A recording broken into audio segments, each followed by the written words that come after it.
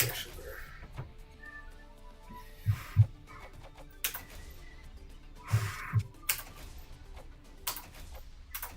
Golfer 1 is at the tee. I might need a different course. Oh, that'll work. Cut through the trees, are you kidding me? I think we need a different course. We need a better fairway. First to address the ball is golfer 2. Golfer 3 is set to hit. Golfer 4 between the mark. Golfer 1 with the honor. Golfer 2 is about to tee off. No accent, high tee. Whole bunch of nothing with the high tee. I'll put this up there. Yeah, I think you just hit this. That's right. A whole bunch of nothing and lots of it. Redundant and you can close it out. You could do that. Don't close that. That would be good. Go into that. Oh, you're not going anything.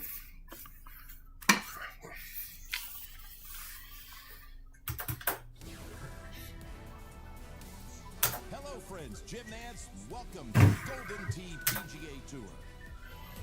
I missed it. Oh, man, hit it.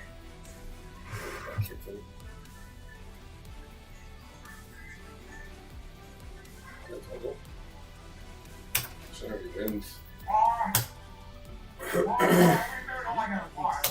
welcome you to one of the most spectacular I got Skipper in the background. in the United Turn it States. down. I'm always glad to be here, Jim.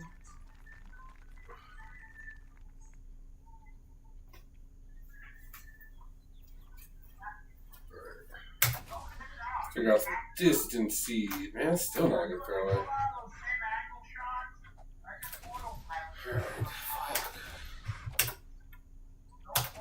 Shooting first, it's golfer 2. Ready to tee off, it's I golfer guess I don't have to play the new course. Golfer You'll find 4 better is fairway. about to tee off. I don't want to try and do it on the new courses. Just gotta remember one that's got like a really big wide open fairway and wood. How's it going? I'm Peter Jacobson, and welcome to Golden Tee PGA Tour.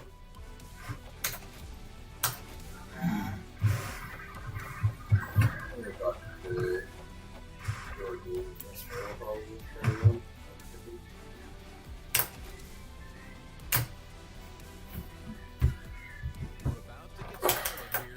Grand Savannah. And the skies have opened up. Thanks, Jim. Looking forward to a little Fuck course. GP. Alright. What about a decent one?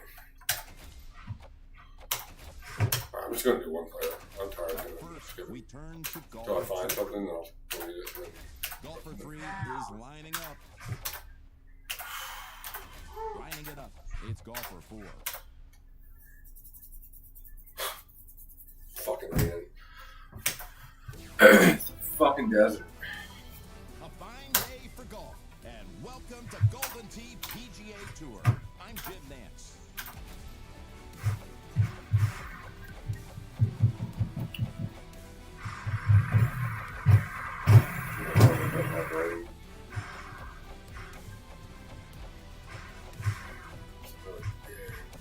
Wide open fairways.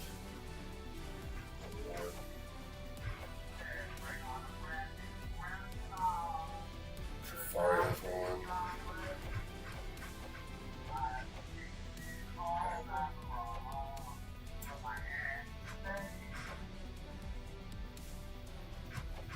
We just run it like 400 feet.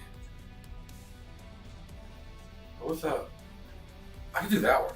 I can do that one. Alright. I can do a good course too. So, it's Palmetto. Palmetto's got a big open fairway. Fine weather We'll just do today, Morgans. and the course is in perfect condition for today's round. Joining me today in the tower is Alright, all I'm doing is just trying to figure out distances. on tour with you.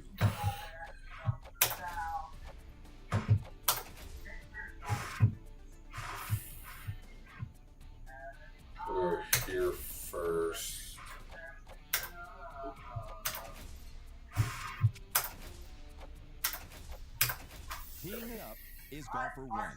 Hopefully you learned a couple things here. Hopefully. We'll go 32 thummy first. That's what I've got, right? 85 thumb. Therefore, close enough. Anyways, we got 294, I got a couple of holes left. 294, Clear 326. and clear, Jim.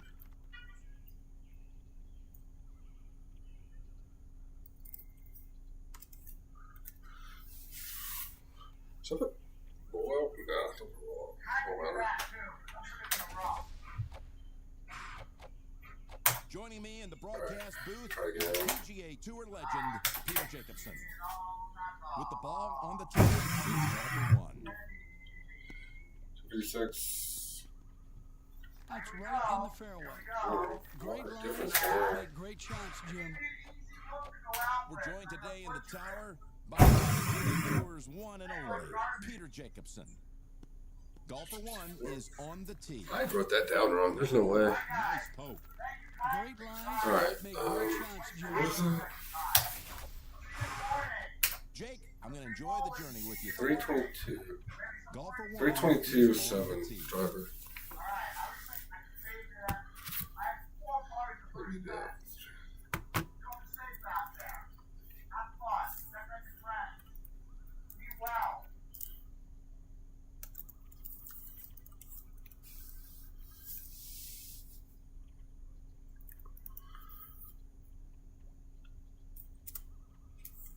Oh, skipper's done. Alright. Let's try this again. There's an 85, dead on. 259, That's right in the fairway. 259. Alright. Joining me Hello, today in the T. tower is Peter Jacobson. Jake, it's good to be on tour with you. Golfer 1 is teed up and ready to hit. We're hot. 231. Put it in a good spot. That'll work right up the middle. Thanks, Jim. The condition of this course is really splendid. Golfer 1 is about to tee off.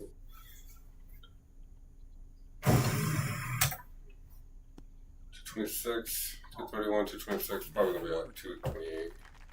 I can actually never get it. Thanks, Jim. The condition of this course is perfect.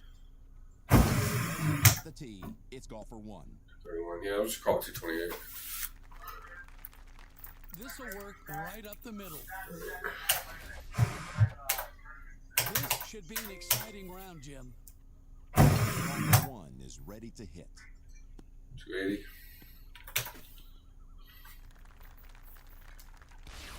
Nice. Right in the fairway. Jake, we've got it all. Great players, beautiful course. Golfer 1 is lining Well, up. let's stop doing that. Let's get it worth. Worked it in nicely Oh, there. right there. So we're just gonna That'll work. It is indeed my pleasure to be sitting alongside my friend Peter Jacobson. Jake, this is going to be a fun day pretty of close golf. to it, anyways. Golfer 279. 1 is at the tee. That last shot was good, but this one... Golfer 1 Oh, is one at the time. tee. Just call it. Jake, it's a pleasure to be back in your company. 279. So we'll call it 275. Alright, let's go. Or actually, we're gonna. I may not do this all We're night. joined today by the PGA's one and only Peter Jacobson. Between the blocks, it's golfer 1. Pretty close. 318. A respectable drive. You've got to know your distances. Yeah, so of course I'm gonna get it, so. With me today, with I 7 see. PGA Tour wins of his own, is Peter Jacobson. Golfer 1 is on the tee. Cut it. So 343, we'll call it. Not bad. Let that one more time just to Jake, see we got it how all. Great close there players, is. beautiful course. Ready to tee it off here is golfer 1. Cut. 45. So, harder, so probably 345. Maybe 347. I'm looking forward to an incredible round, Jim. Golfer 1 is on the tee. That's closer. 342. Jim, that was mighty. I need It to is just indeed my undo the pleasure to be thing. sitting alongside my friend Peter Jacobson. Jake, this is going to be a fun day of golf. Ready to tee off. It's 345. All right, that's what we're gonna call it. What was low? From What is just that? next to the fairway. Thanks, Jim. I'm looking forward to this round. Teeing it up is golfer 1. 285. Jim, I'd love to be hitting from here. I probably shouldn't do it on an exact 180 because I'm probably not ever gonna hit an exact 180. I'll probably just do it on on my misses and stuff. All right, this is what we got so far. Fill that out. All right, what do we got next? Yeah, my shoulder's already hurting. Sucks. God. 310, 9.5. I'm here with longtime Golden Tee 310, 9.5. analyst Peter Jacobson. Golfer 1 is lining up.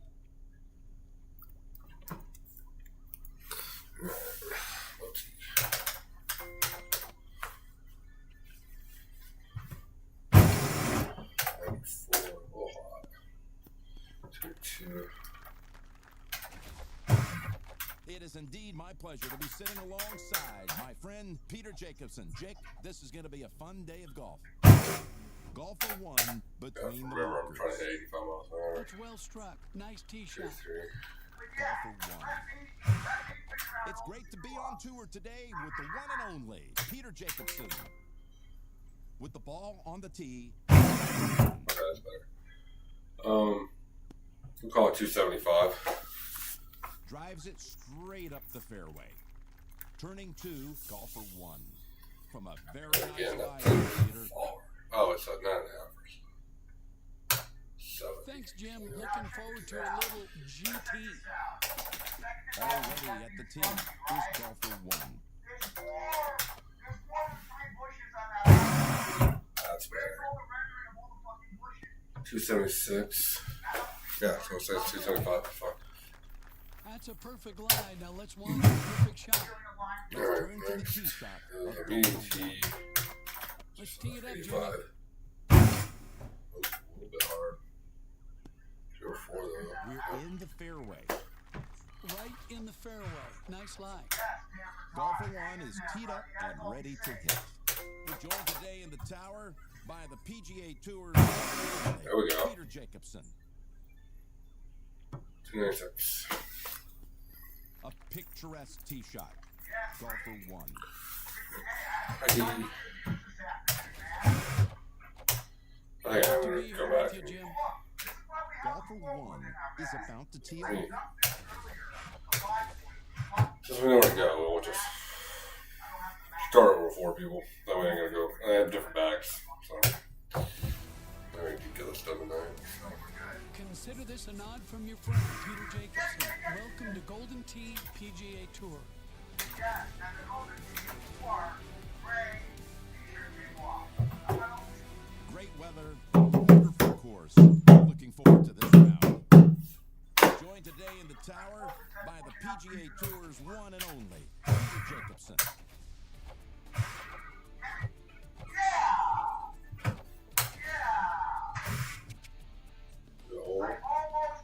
I almost broke my viewer record.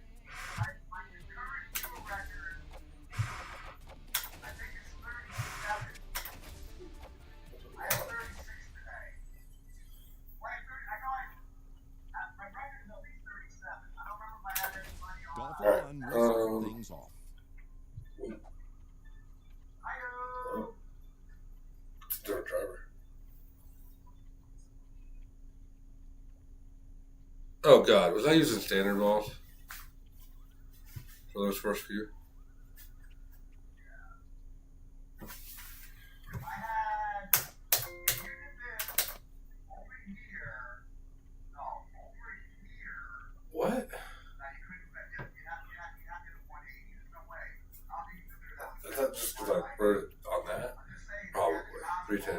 trying to, yeah.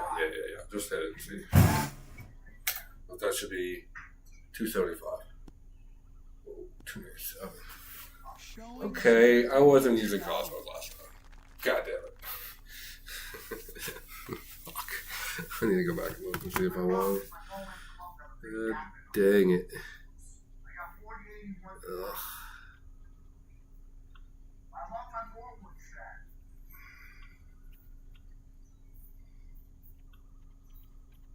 Ready to tee it off here is golfer 2. This is look.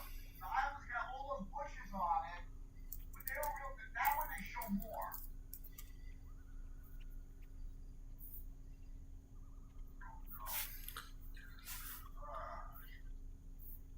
Where's short?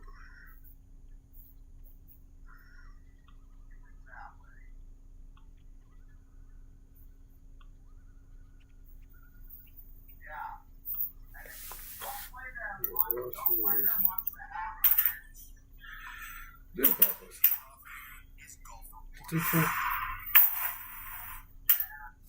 Huh. What?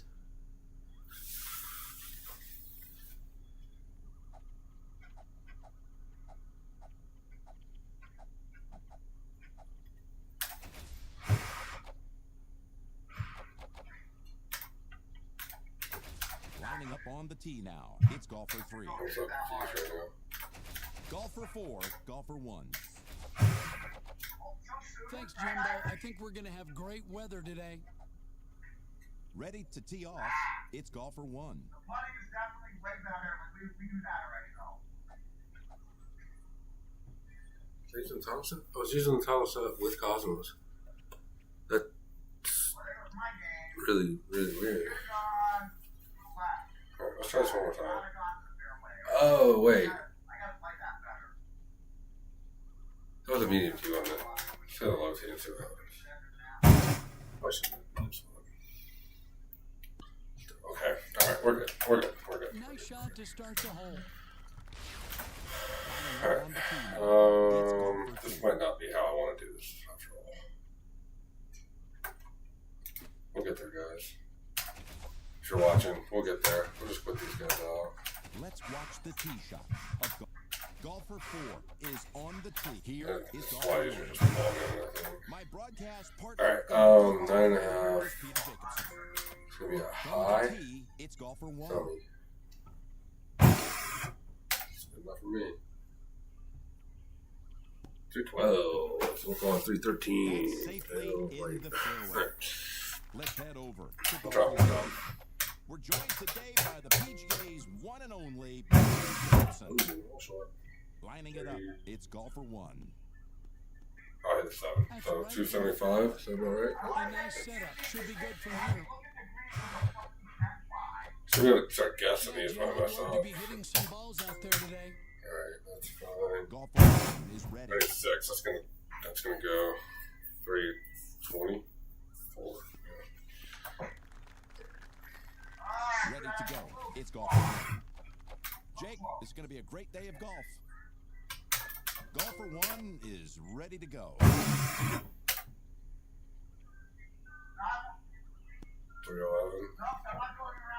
Man, I think it's like 315, 317 maybe, 385. Joining me in the broadcast booth is a PGA Tour legend, Peter Jacobson. With the ball on the tee, it's golfer 1. 314 maybe, Golfer 1.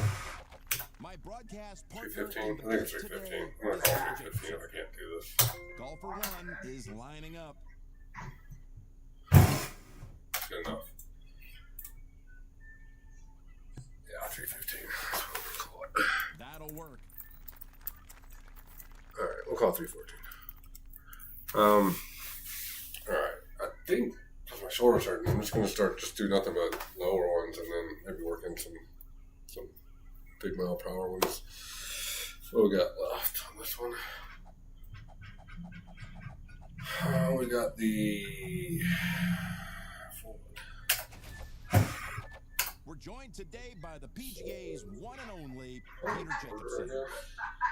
Golfer 1 is ready to go. Awesome. Driver's 23 yards. did it. Yeah. I like that way to do it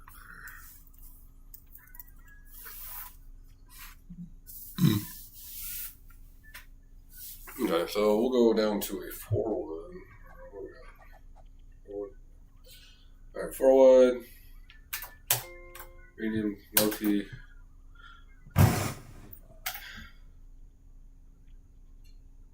251.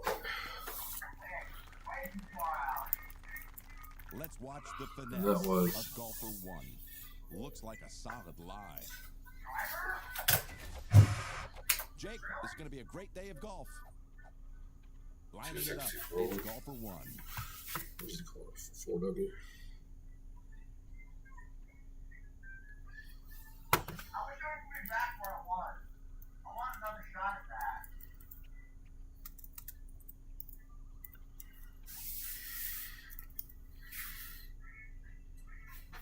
I don't know what that 23 star is. 10.5. Oh, no, hard.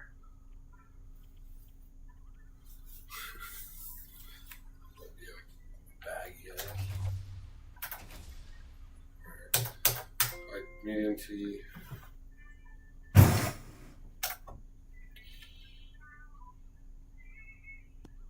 $266. Probably 263. 262. Let's give it a go, Jimmy. Golfer 1 is about to tee off.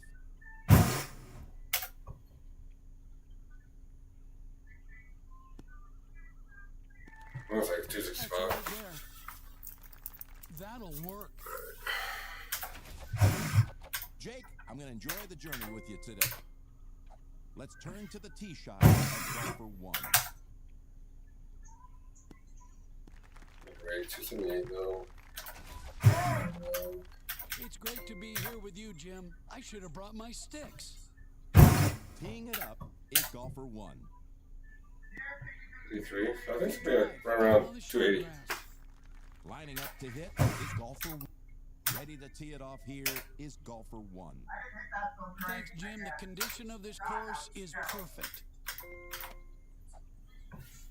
A lot better. If that's like 278, we're calling it 280.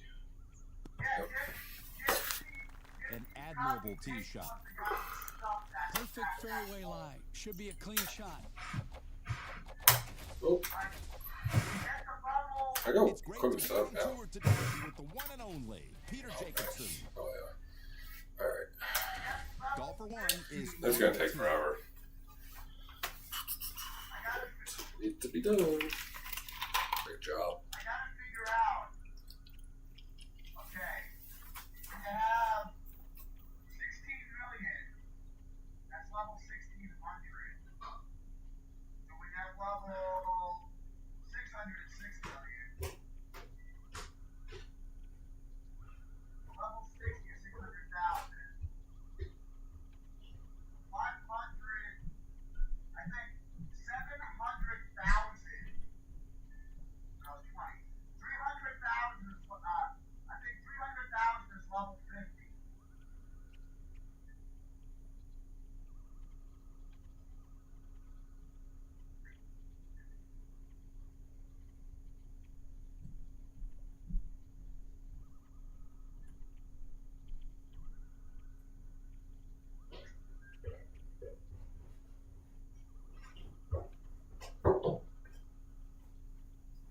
I would have made that on the old putting. There's no way I would have made that.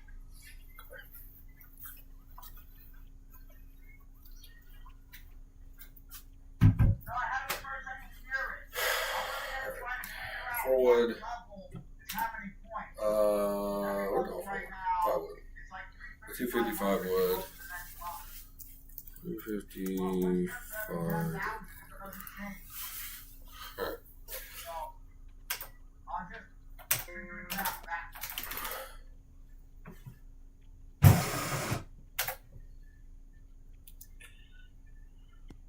240. Golfer 1. With me today with 7 PGA Tour wins of his own is Peter Jacobson. Between the blocks, it's golfer 1. 241. Over 2, golfer 1. Great to be here, Jim. Already at the tee is golfer 1.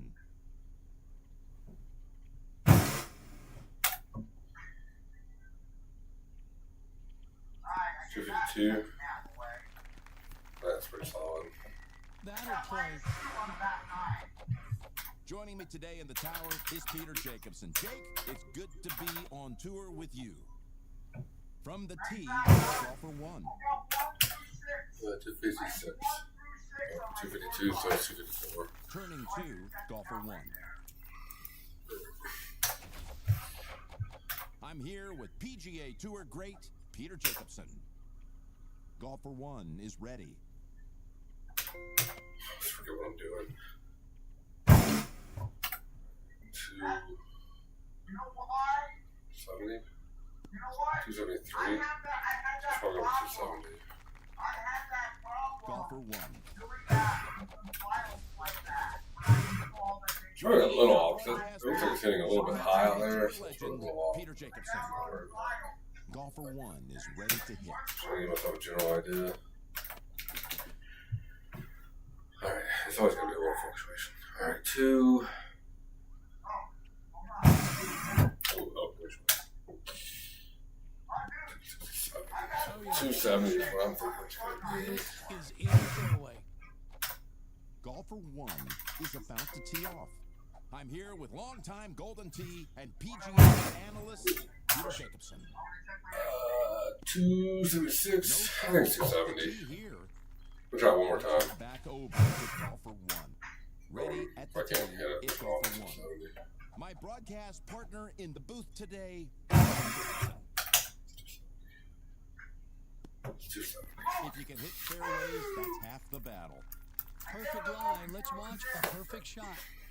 You know? We're joined today in the tower by the PGA Tour's one and only Peter Jacobson. Golfer 1 is at the tee.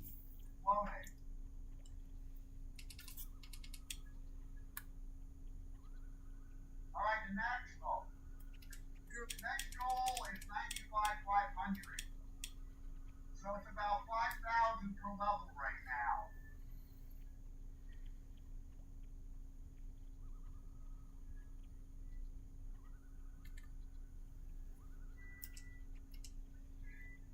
Send all complaints to that email address.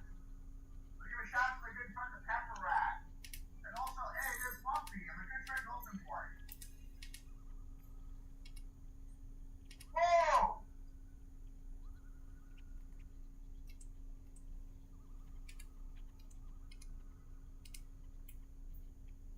Oh my god, that's so bad! That was so bad! I think this is an old one. Must have been yesterday's. He's not live anymore.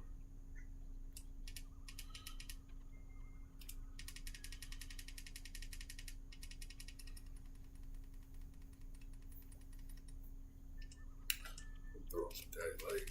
I'm watching the originals.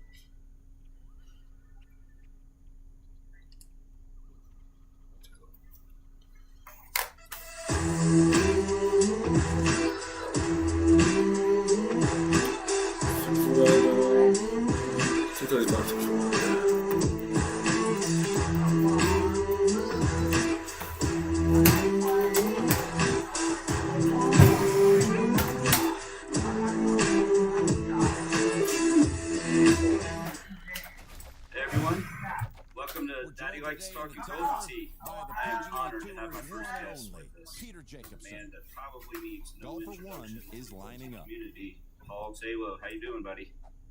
I'm just divine. Thanks for asking. How are you doing today? Thanks for Did I, coming on. Did I drag you out of bed early doing this at noon Eastern? No, my you know, it all, for me, my sleep Great schedule lines depends on help the make job. great shots, Jim. I've already flipped the It's a interview on. pleasure to be back. I love it. I love it. I Golfer love it. 1 is Just on if you have the any tee. questions about me, just refer. 230. So I want to refer to the previous episode. Yes. 24. A couple of Okay, things so I got out of this. One, This you one's couldn't 234. find the right Plain phrase Jane, for that's a an nice line. icebreaker. Yes. And then when you did find it, you didn't like it. So I was watching. I was like, just trying to think of icebreaker. I think you said ice 2 minutes before you actually said Peter icebreaker. Jacobson. Another Golf phrase for set the being tee. comfortable talking to somebody or a means of introduction would be an inroad. So if you got an icebreaker or an inroad, I think you were looking for ice road trucker. This is a man who's smart and well read. I was gonna ask you if you read a lot. Seriously was. That was one of my highlight points. Do you read a lot? One between the markers. Just online stuff now. I haven't really read a lot of books unless I'm on an airplane. Yeah. I'll grab a book or download one on the Kindle. Without having any concrete proof at all, it has always been my just kind of guess from the Golden Tee community that many of the top players, if I had to bet, if you gave them an IQ test, that they would have above average IQs.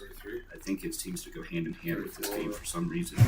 IQ tests are a popular thing. If there was an obsession test, I'm sure they all have obsessive personalities and score really high on that one. Oh yeah, that's a good point.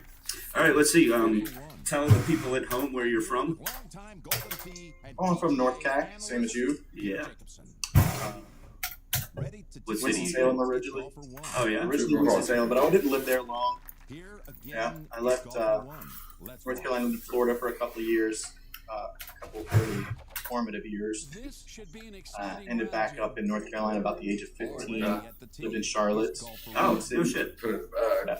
Lived Pineville, Matthews, Oh god, that's my neck of the woods. Carmel Road Extension. Oh my god, dude.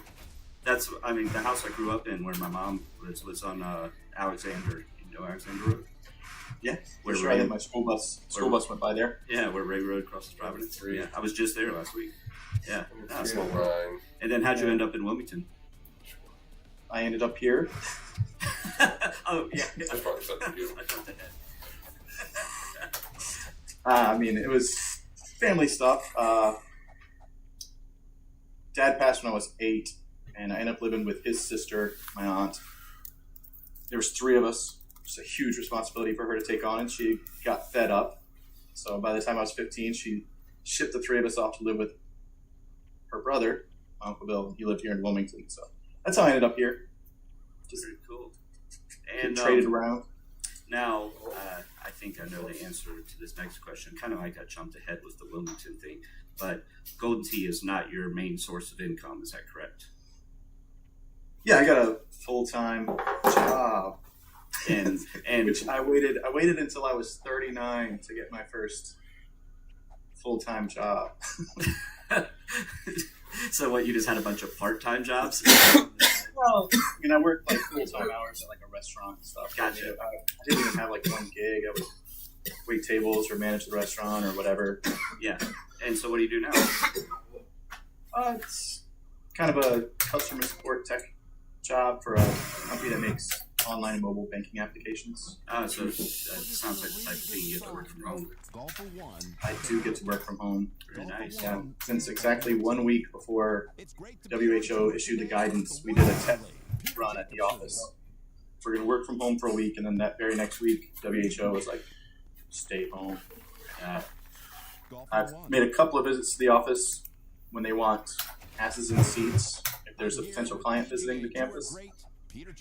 And I'm always happy to go because the campus that they work at in Wilmington, I don't know if anybody from Wilmington can watch this, but the campus is the Live Oak campus out there, and it's just freaking gorgeous. I don't know how a potential client could visit and then end up saying no. You just like want to be a part of it if you're out there. Anyway, Awesome. not at all Golden Tee related. Although I did put my Golden Tee track record on my resume. Did you really? Awesome. 100%. The only other thing was Hieronymus. I had like, I've worked at this restaurant for 20 years. I gotta put something else on here. So I was like, oh yeah, also I played Golden Tee. Here's my highest finishes. Were they like, what the? I mean, did they laugh at it, or were they like, what are you talking about? Or were they like, oh, I know that game. Yeah. They loved it. The guy that hired me talks about it still. He says his family's sick of hearing about it. That reminds me of one of my best friends. He's an accountant, but he used to be a professional snowboarder. Not not like freestyle and half pipe, but downhill, like downhill slalom and stuff, and back in the 90s or something like that. He for 3 years he did that, traveled around the world. He podiumed on ESPN a couple times, and but so now to this day, like he goes, yeah, whenever I go into the job to interview, for an accountant, he's like, all I have to do is mention that I was a professional snowboarder, and that I'm instantly hired. They're like, you're the coolest person we have ever met. There's no one like this in our office. Please join us. I get that a little bit now. Where I work, we have a great company culture, so it's not like everybody's just bored out of their skulls and ready for anything like that. But like I said, it's my first full-time job, so I had no real idea of office culture, corporate work, or HR. They make sure I get my hours right. Yeah, you don't strike me as the type to offend anyone. That last shot was good. Thank you. All right, let's see. You went by the screen Putts for a long time. Was that strictly a Golden Tee nickname, or is that something outside of Golden Tee? I think I came up with it for Golden Tee, although I watched a lot of Mel Brooks movies and stuff, and I really appreciate the self-deprecating humor and Yiddish that he throws in there. So there was just it started out as a little bit of a wordplay. Obviously, putts sounds like something you can do in a golf game. Yes. And originally, my name was MRS. Putts, so Mrs. Putts. Oh, I think I knew that. It wasn't that for very long, but it probably could still be now. And how did you make the switch to the house? I think that you had something else in there too. I got this homemaker for a number of years. Yeah. I've been going back and forth in my mind if I didn't want to change my name before Worlds, because being a little stitious, not superstitious, I do feel like it's kind of a jinx. Homemaker, it's definitely a better name. Yeah. So, in my opinion. What's the significance of the house? I was at a New Year's party at a friend's place, and this lady and her husband that owned the house, they were getting ready to take a trip to Aruba or someplace, and they were staying at a casino resort. She's pretty not very proficient gambling games and stuff like that. So I have this large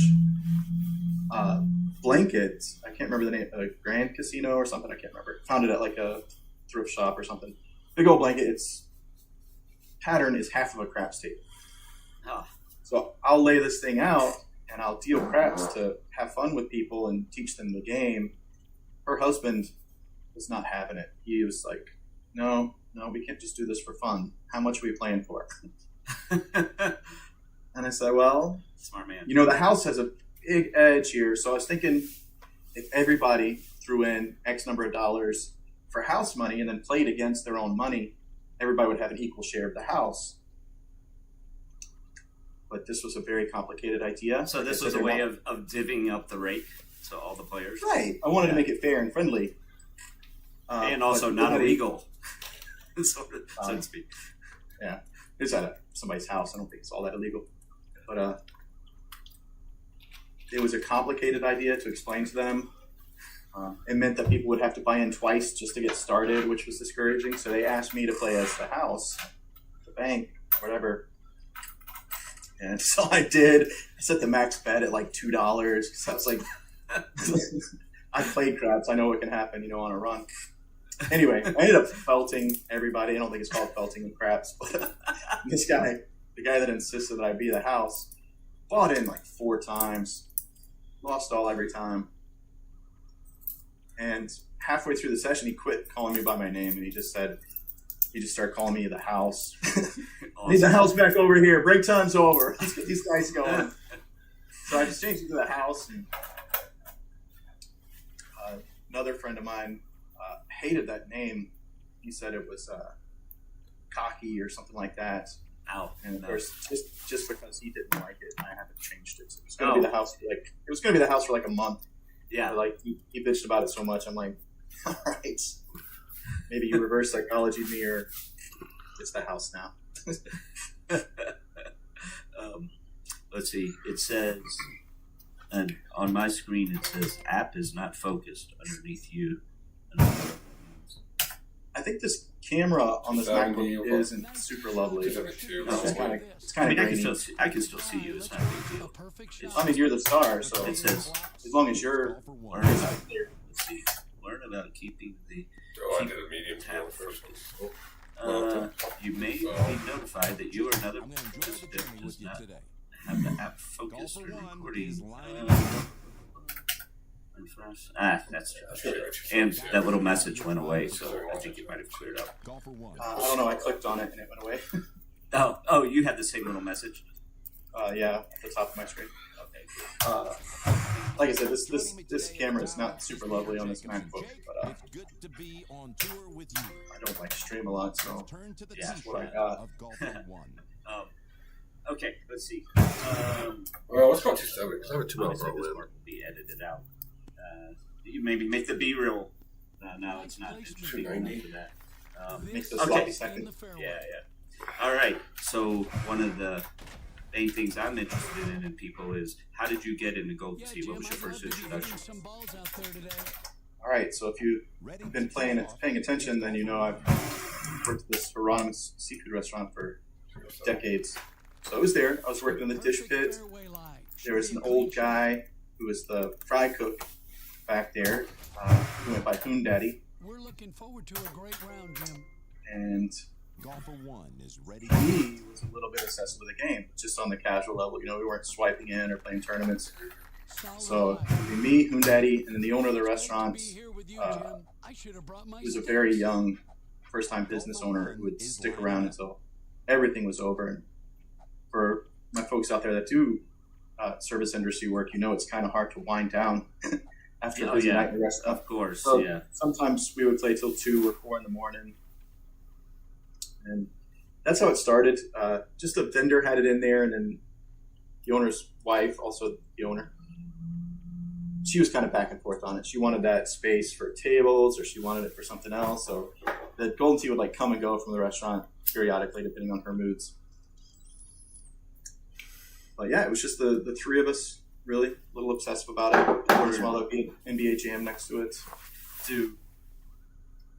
Were any of those players better than you, or were you the best? Oh, we were definitely neck and neck. I mean, it was a coin toss every time.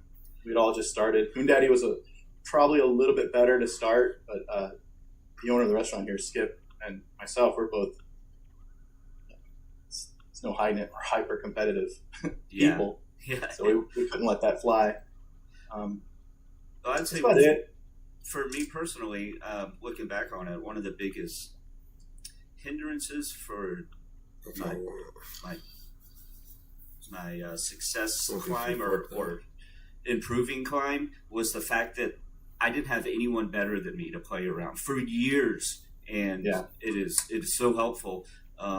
When I went to the EA Sports World Championships, I never heard about or seen anyone hit a hammer shot before. I didn't know what it was, and then, so when I was playing, like just to qualify for it, and I would see these guys were getting, like 410 yards holes and getting eagle, and I was like, how are they doing this? Like, I don't understand. Like, what am I missing?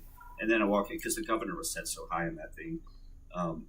And I was, I remember walking in first day and just hearing doom, doom, doom, and just seeing all these, guys with their arms back up here. I was like, holy shit. What a wind-up. Yeah. And I was talking to Dean, I never can say his last name right, but he was telling me back in the day about when the hammer shot first came around. And he was telling me about the guy who first, I can't remember who it is, but the first guy that realized that you could do this and get all this extra distance. Rusty something or other? Yes, I believe it was. Yeah. So all that was before my time, really. I didn't give a date to this, but that first game of Golden Tee I swiped into was in the new millennium. It was the year 2000.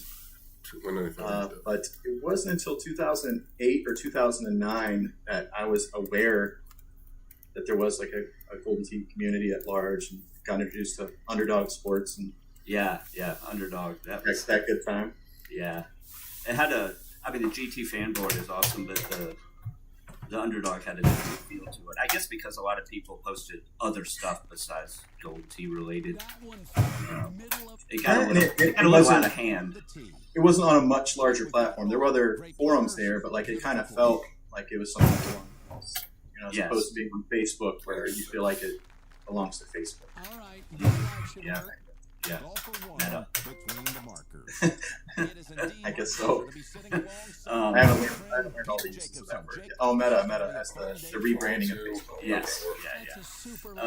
Let's see. Let's see. It's a pleasure to be back in your company. Golf for One is teed up. Oh, so okay.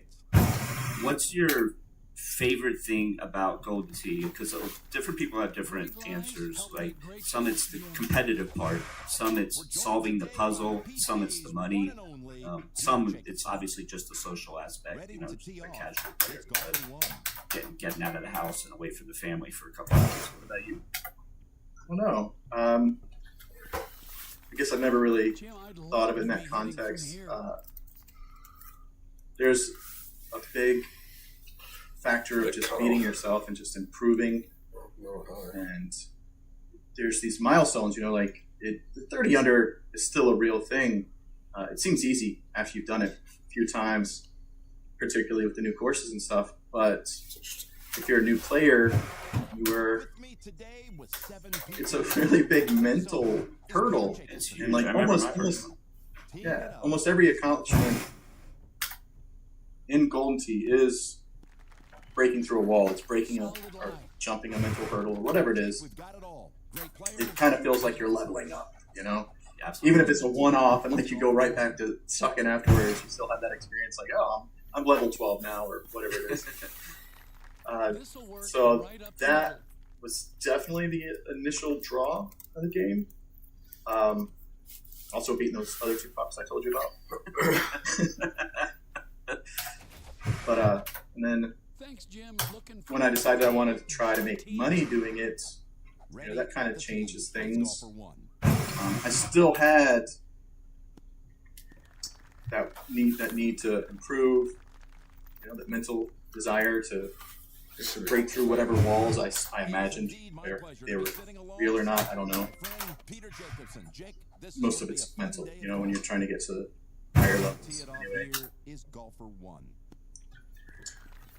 Then I would just pick people that I knew from tournaments and try to beat them on the leaderboards, and that kind of made me feel like I was playing with them. So I guess, yeah, my favorite thing is the camaraderie. I didn't lead into that very well at all. But now that I say it, like I would. This is like a therapy session. I don't think in terms of favorites and best aspect or anything like that. But yeah, now that I say it, like I would watch the leaderboards while I played and try to imagine that I was playing with that person, and so or those people that I saw on the leaderboards. So I think it's that playing with people and the camaraderie and the competition. Like those are the things that drive me now. I guess there's a little bit of a journey, long walk there. Okay, what about when you go out to play? You know, you pick a night, you go out. Is your enjoyment on winning money, or is your enjoyment on?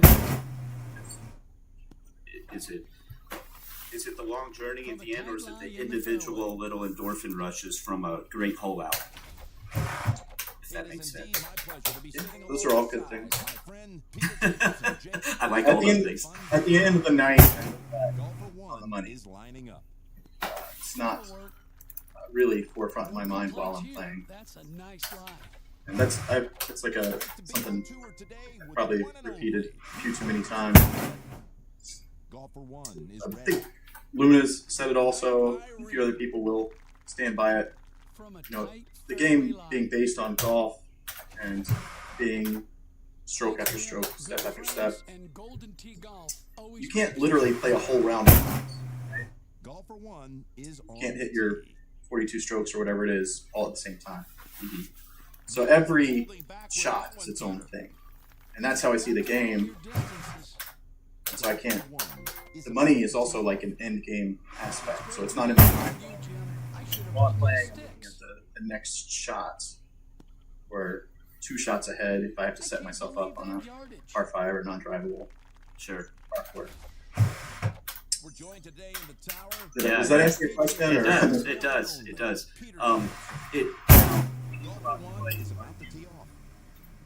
Currently, because it seems like I don't see your name on the leaderboard as much as I used to. This shoulder's starting to hurt from doing this so much. Yeah, I don't play a lot of ATM full rounds. I watched you for a while in St. Louis play some dailies, and I was like, it's amazing. You know, I don't know. I was there for like 20 minutes, and you asked some of the questions, and it's amazing. I grasped the concept. I've just never watched it. Never really watched someone who's proficient at it and what their technique is. And one thing I really learned about when you move the T over, and I was like, how do you know how many click, like, are you moving over clicks? You're like, no, you use a little graphic in the. And I was how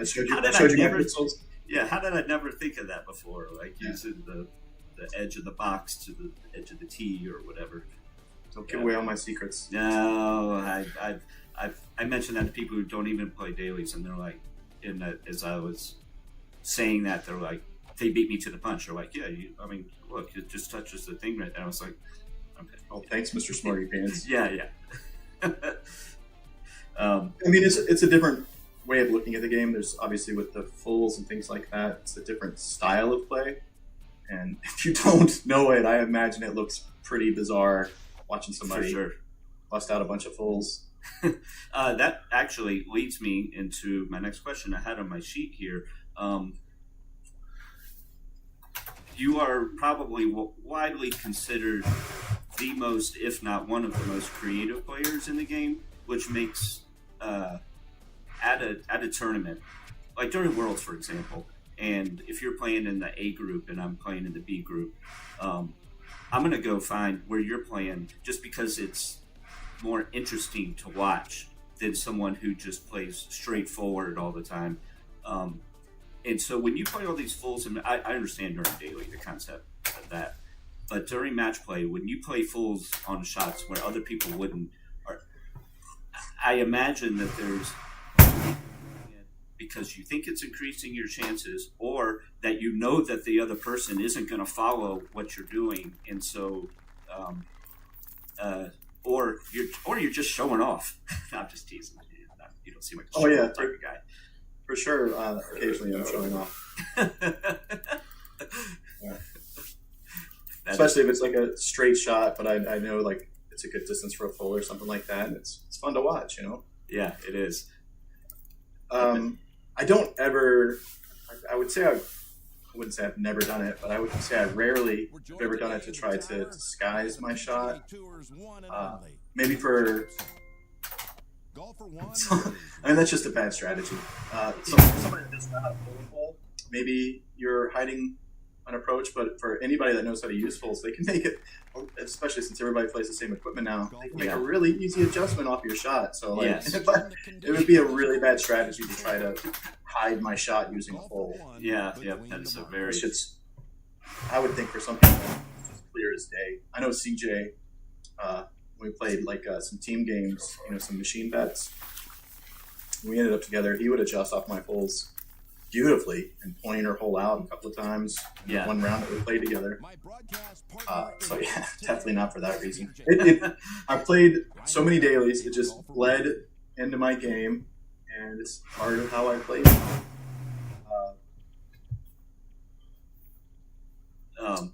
The speed of a shot changes the line, depending on the wind. If you hit it harder and it's in the air longer, maybe the wind brings it back more, stuff like that. For fulls, generally are just more consistent. Even for some setups, especially if there's some uphill, if you're hitting an uphill green, those are always the best. But sometimes major variations in how you hit the shot can have the same outcome with fulls. I call them multi-speeds or variable shots, where where typically you'll set yourself up on a full, you'll set up for like a 90 speed or 100 speed thumbs, something like that. Sometimes they set up multi-speed where you can hit anywhere from 94 miles an hour up to 99 miles per hour. It's a huge difference. It'll still go in because certain conditions are just that much more consistent than a blind thumb shot or whatever. Sure. Now, when you play fulls during a live round, like during match play and power events, how much of it are you crunching numbers and how much is feel just because you played them so much? So this is probably going to be at least a little disappointing. One of the reasons I'm so comfortable playing fulls live is because of stouts. With half the win, the shots are, like I said just moments ago, less variable in general. So there's really, it's the memory and the distance and maybe a small adjustment for wind and elevation. It's mostly memory, I would say. I have like, I keep markers in my head for basically like flat, where how far the ball's going to go. Does it come back to center? Does it go past coming back to center at that distance? Things like that. Sure. Yeah. Very cool. One of my favorite things to tell people is that haven't even met you. And I was like, oh, this guy Paul, is a player, and he's incredibly funny. And I was like, I think sometimes he's so clever that he's saying funny things to people, and they're not getting it. Like, they're not even understanding that he's making a joke in his head. And I think that means I'm actually not funny. You put those things together, yeah. Well, we were in Nashville, and I was the story. We were in Nashville, and I was watching you play. It wasn't during the tournament. It was like you were playing a 1 through 5 or something, and I just wandered up, and I was watching you play, and you hit some good shot, and I go, hey, what balls do you use? And you said, just straight deadpan. You go, well, on this course, I play stouts. I go, oh, and I go, what about the other courses? And you just looked at me again, straight face. You said, on the other courses, I play stouts as well. It's just brilliant. Good delivery. And then I actually wore this shirt intentionally because I wanted to ask you. When I first got this shirt, it was heavy in my rotation because I liked it, and I was wearing it at a tournament. And you looked at me and you said, you go, cool shirt. And I was like, thanks. And like 4 months later, I took it out of the closet. And I'm about to put it on. And I read it. I'm like, that motherfucker. That's too much. I was like, oh, man. Brilliant. Speaking of design, I love that T-shirt that you wear. It's got all the little pixels on it and stuff. Where did you get that bad boy? I made that myself. Come on. So, seriously? When I took that full-time job, I was working night shift, and night shift was 8 p.m. to 8 a.m. 12-hour shifts, mostly monitoring network connections. If that means anything to you. What it means to me is a lot of downtime. So I have no graphic design skills, but I watched this music video by a band called Dathi Ogagna. I love their Christmas album. You know Dathi? No. I don't think they have a Christmas album. I definitely released a Christmas song. He did. He had a song called "Think About Things." This is the one where I found them. And in the video, they've all got these green or teal sweatshirts, and their faces are pixelated and embroidered on there. And there's like one of the members of the band has like blue hair. They got glasses on some of them, so they have really cool features. And I was like, damn, I really want that. I want to wear my own thing on my shirt. It's fucking hilarious. So yeah, I took forever to make that picture. I cheated. Well, I came up with a plan. I took a selfie, I tried to manage the lighting to where the features I knew I wanted to stand out were well lit, and other things like the hats didn't really matter. And I found an app that's like a pixelator. So the app is really for you to pixelate people's faces out of your picture. Getting my access to the chart. So I ran the selfie through the pixelator, and then I literally did everything else in Microsoft Paint. The most basic graphics design you can do. For sure, I put little phrases to me that are hilarious. For other people, they're hit or miss. Like you said, you think maybe I'm too clever. I'm just not funny. But first one, I just had to think about things because it was, to be honest, that's where I got the idea from that song. And I did As Seen on the Tee, which is the wind. Everybody thinks it's a typo.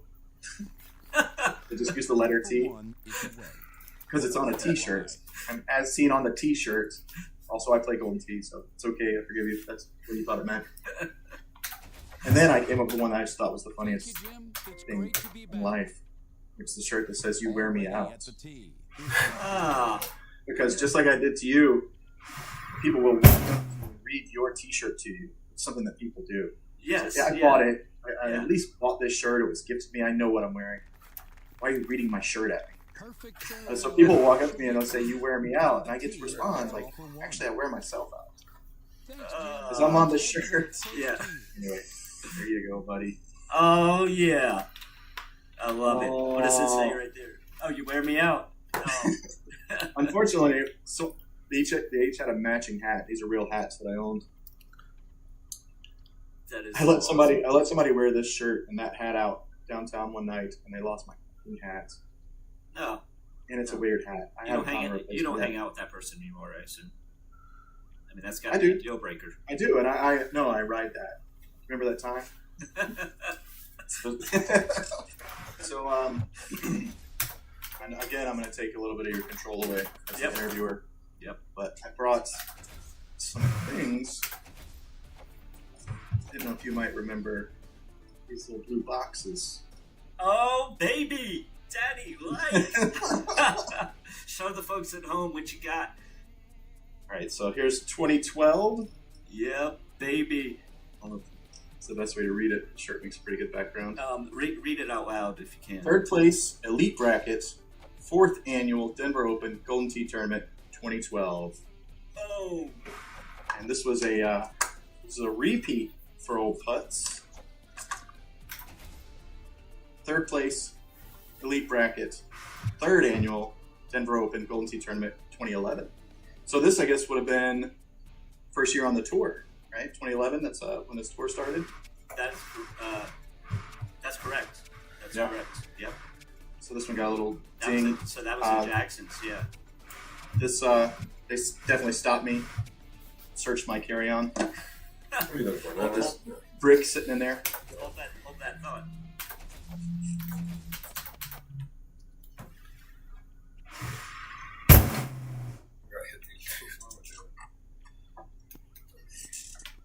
The best thing about supplying trophies Ready at the tee. for your own tournament is winning them. So I One and only. repeats of my own. No, not repeats. Got in between. You notice how mine is much smaller than yours? You probably just have bigger hands. No, it's because I won first place in the handicap tournament. First place! First place! Yeah. All those motherfuckers had to give me strokes. That was a fun year. That's 2013, the last one. Also first? Yeah. Nice. Well, handicap only got trophies for first. Fair enough. So that's when we played some table tennis out back. That was on the thing for the people. Jim and Peter together again. For the people who probably aren't aware, which is probably everyone, this man on that screen can play some fucking table tennis, aka ping pong. Man, because I used to play a lot, and the Denver Open first was at a place called Table Stakes, and then it changed to Mile 9. But anyway, they had two ping pong tables, there at the bar where I would play golden tee all the time. And I grew up playing ping pong, not religiously, it wasn't a junior team or anything, but I played a lot there, and there weren't many people who could beat me, and I played, there's a big competitive place here, like a table tennis club, and I've gone to that a couple times back then. And so you're like, oh yeah, we'll play some when I get in. And you got in pretty early, like the first, couple nights before the tournament started or something.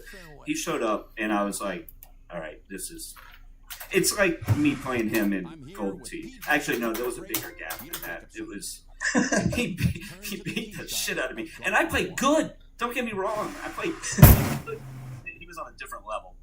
Yeah, that's funny. I saw somebody recently on Facebook, Golden Tee fan, talking about getting tendinitis from playing too much Golden Tee, and I boatloads of ping pong and boatloads of Golden Tee all at the same time, and basically just wrecked my rotator cuff. So I gave up ping pong.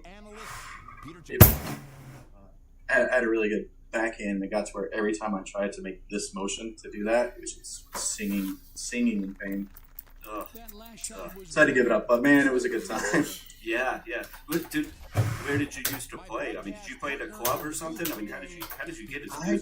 I got a wild hair up my ass, and I decided I wanted to start first time in my life. So I built a table and put it on the patio out back of the restaurant where I worked, and played every night after work.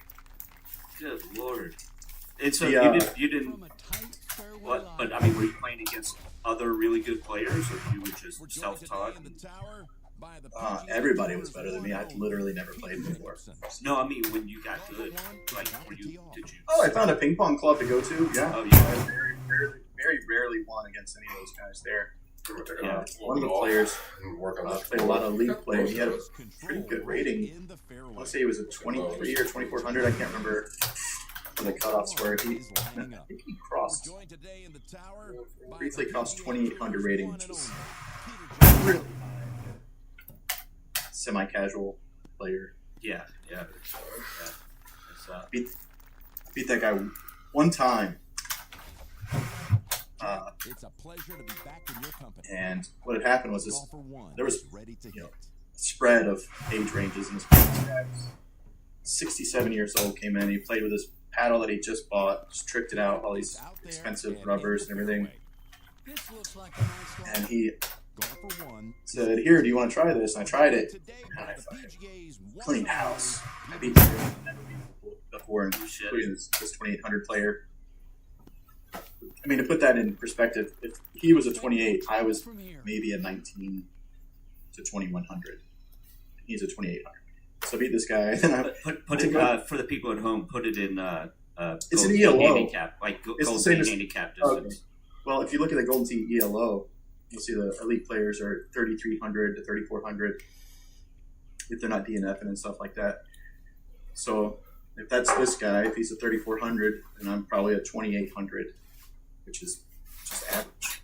So like you're talking about like a plus 30 and a plus 27. Oh no, it was way worse than that. Oh really? Yeah. Like I said, I only beat him one time ever. Oh, okay, yeah, that makes sense. But that guy gave me his paddle. He said, "Nah, it's too fast for me. I can't use it. Why don't you take it?" And it was like a $140 paddle. I was like, "Oh my god!" It's amazing the difference. I got into it, and I was buying different paddles and go online, pick different speeds of rubber and spin and stuff, and and then you get it and you hit it, and the difference is just night and day. It's disgusting. It's so stupid. It's almost like playing with scouts. Yeah, about like that. Have you ever played with one of those pips out things where it reverses the spin? I Oh, can't even the long grasp. pips? Yeah, that's what I meant. I No. can't even grasp how that works. No, that always seemed like cheating to me. We're joined today in the Kind of a shitty thing to do. I do often think about this in Gold Tee tournaments, though. And in table tennis, and and the professional matches stuff, you have to give your opponent an opportunity to inspect your racket. Have you ever noticed this? No. If you ever watch it on TV or anything, you'll often see the players go to each other and they'll hold each other's paddle. What are they looking for? Like, what's... Well, just like you were talking about. Not looking for anything illegal. But like if they're playing with long pips, or if they have a spinning, if the red side spinnier, because it has to be one side red, one side black. So they want to know which from side. the start, they know Thanks, Jim. The what kind conditions of, or they today can look try to guess, fantastic. make an educated guess. What kind of... Yes, exactly. So that's like in the rules. And I kind of feel like Golden Tee needs something like that with the Build-A-Bag. In the fairway. You can disguise your equipment there. How?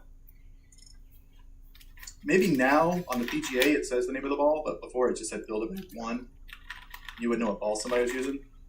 I always felt it should just have been the rules that you could ask and somebody would have to tell you what balls they were using. Have you ever experienced where you asked someone and they said, I'm not telling you, or they lied? I can't imagine that either of those happening. If it has happened, you don't have to mention a name. I'm not one They of that. They've refused to answer before, yeah. Are you shitting me? Wow, that's some cutthroat shit right there. And if you know the equipment and they pull out the driver, make a pretty good guess based on that mark distance or whatever. That's true. But yeah, just a little thought. Just one of those things that's always floated in the back of my mind. Ping pong brought it back around. Yeah. Man, there are people who win things to try to win. Even in Golden Tee, we have found over the years, not necessarily in live tournaments. Anyway, that's a whole different topic. We're not going to dive into. Appreciate that. Okay, we get to, okay. I'm gonna hit it one more time. One of the things I have noticed about the very good players, the elite players, not just in this, but in a lot of sports, pool also, is that Split the middle, Jim. hiding your emotions is the wrong word. It's not letting negative things affect you. It's something I try to work on. Like when I make a mistake, I try to stay cool, calm, and collected, even though internally I'm going, idiot. You seem to keep a very level head. This is actually one of my favorite things that I ever saw at a tournament. Florida Open this year. I was watching the women's finals, ladies finals, and I think there was a 2 or 3 stroke difference going into 18 of the final game. I don't use these anymore. And the ladies, It's Brittany and Jamie, right? yeah, they hit their shots onto the green. I think Brittany had a fairly difficult putt, nothing crazy.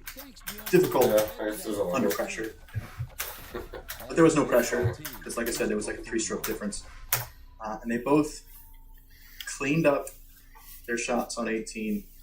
I mean, I still remember little Jamie hit her shot, turn around, sip her beer, turn around, turn back around and make the hit.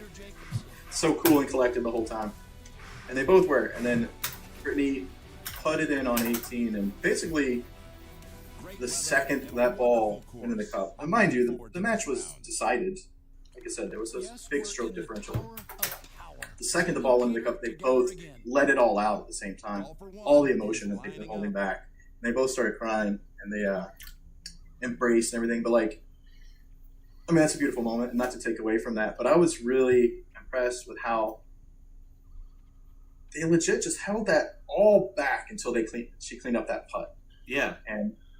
And so, kind of like you're saying, it's not necessarily anything to do with the higher level players, even though those are 2 high level players. You got to keep it in check. I was shocked that they were holding that much back, because I wouldn't have guessed. But when the ball hit and they let it out, I was like, holy shit. The turmoil that they were hiding. Yeah. Like what's he talking about? Sip her beer, turn back around and make the hit. So cool and collected the whole time. And they both were. And then Brittany putted in on 18, and basically the second that ball went in the cup, and mind you, the match was decided. Like I said, there was this big stroke differential. The second the ball went in the cup, they both let it all out at the same time. All the emotion. Yeah. Man. There are people out there that will do anything to try to win. Joining me today in the tower is Peter Jacobson. Even in Golden Tee, we have found over the years, not necessarily in live tournaments. But anyway, that's a whole different topic. We're not going to dive into. Appreciate that. Okay, we got there. Okay. One of the things I have noticed about the very good players, the elite players, not just in this, but in a lot of sports, and pool also, is that hiding your emotions is the wrong word. It's not letting negative things affect you. And it's something I try to work on. Like when I make a mistake, I try to stay cool, calm, and collected, and even though internally I'm going, idiot. This is actually one of my very level head. This is actually one of my favorite things that I ever saw at a tournament. In Florida Open this year. I was watching the women's finals, ladies finals, and I think there was a 2 or 3 stroke difference going into 18 of the final game. And the ladies, It's Brittany and Jamie, right? Yeah, they hit their shots onto the green. I think Brittany had a fairly difficult putt, but nothing crazy. Difficult under pressure, But there was no pressure because, like I said, there was like a 3-stroke difference. And they both cleaned up their shots on 18. I mean, I still remember little Jamie. She would hit her shot, turn around, sip her beer, turn back around and wait to hit. So cool and collected the whole time. And they both were. And then Brittany putted in on 18, and basically the second that ball went in the cup, and mind you, the match was decided. Like I said, there was this big stroke differential. The second the ball went in the cup, they both let it all out at the same time. All the emotion that they've been holding back. And they both started crying, and they embraced and everything. But I mean, that's a beautiful moment, and not to take away from that, but I was really how they legit just held that all back until she cleaned up that putt. Yeah. And so, kind of like you're saying, it's not necessarily anything to do with higher level players, even though those are 2 high level players. You got to keep it in check. I was shocked that they were holding that much back, because I wouldn't have guessed. But when the ball hit and they let it out, holy shit. The turmoil that they were hiding. This should be an exciting round, Jim. Yeah, like when you lose a match, you just seem very cool, calm, and collected. You shake your opponent's hand and just walk away. And I mean, maybe inside you're killing kittens, but I mean, for me, the second it's over, it's over. It's history at that point. I mean, bitching and moaning and crying ain't going to change anything. I've definitely had a few moments where I was upset. It's normal to lose. This is, you probably know where I'm going with this. This is going to be a painful moment to rethink about, because it pained me to watch it. But that putt against Lance Harris. Which putt was this? On 17. Oh, yeah, you're joking. Yeah, you remember it. Yeah, I don't remember this putt. And I must have rewatched. I was like, oh my god. And then when I got back from Worlds and I was watching the video of it. All right, guys. We got 8.5, 9.5, 7, 10.5, 3 wood, 4 wood, 5 wood, 6 wood, 8 wood, 9 wood, 5 hybrid, all done today. Your reaction, and you never. I spent another 2 hours doing it to finish it you off. would have thought you made it. Like if you just started it after the shot and it was just zoomed in on I don't know if I need, is this the guy who made a putt or missed it? You I don't know if I need hybrids. I mean, plus so spins. the only thing going through my head when that happened was, oh my god, my flight leaves in 2.5 hours. I think I was legit scared to win because I would have missed my flight if that was planned. And so there was actually a little bit of relief in losing because that's where I was in my headspace. No, it was probably 2 weeks later when I finally got that check deposited that I was like, son of a bitch. I mean, you also never know.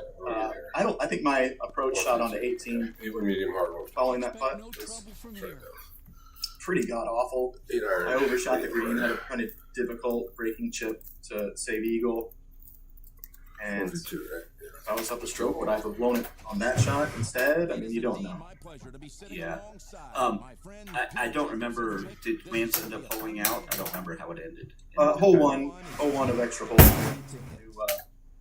Road to Worlds teaser, or not teaser, but a full video that Andy put out last night, yesterday. Slacker. A regular guy. Just waiting for this next podcast. It's the only content worth. Well, it was a great run, and I feel like that before Florida, because you hadn't won a power events before Florida. Yeah, I won a couple of NIVs. Oh, did you? I didn't know that. Or as you call them, PCCs, weights. Yeah, PCCs, yes. Yeah. Weight. Now. New international version. And those were, and that was when it was power events? This NIV started? They were fairly recent, in the 20-teens. Oh, okay. All right, till next time. Then I strike my. I was going to say you were kind of like the Phil Mickelson video. I mean, I like it down there. That hump, but I don't like going for $1,850 in a Calcutta. So I was always happy to take third or fourth.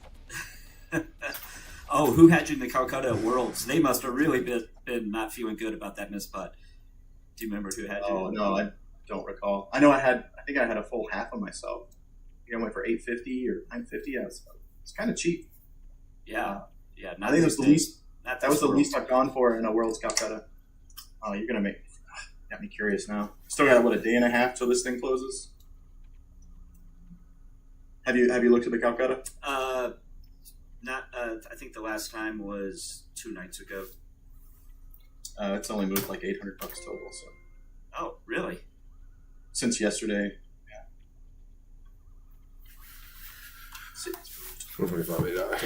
Got my gotten in there yet? No. It takes your splash round. Ryan McCook 660. There's some good value out there. Five iron. Daryl needs to cool his jets. It's ridiculous. He uses all hybrids. Yeah, I was speaking of McCook and the Worlds from last year. That match he had. Was that against Brandon Robinson? That 31 when they shot 31s on Tropical. That was like the best live Golden Team match I've ever seen in my life. And Ryan, the whole outing, right? Yeah, it was unbelievable. And again, that was something I rewatched over and over again because that ball goes in the cup, and Ryan turns around, and again, you say, "What just happened here?" And you're like.